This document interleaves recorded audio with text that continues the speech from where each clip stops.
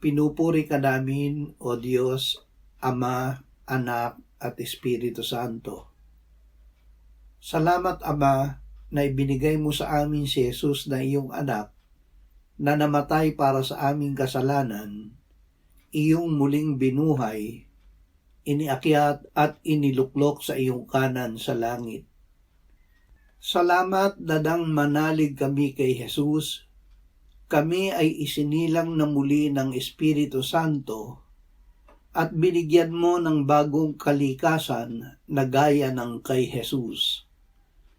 Pinapatnubayan kami ng iyong Espiritu upang mahusto sa gulang at pagtibayin na kami ay mga anak ng Diyos.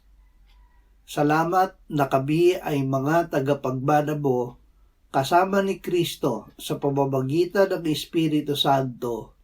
Amen.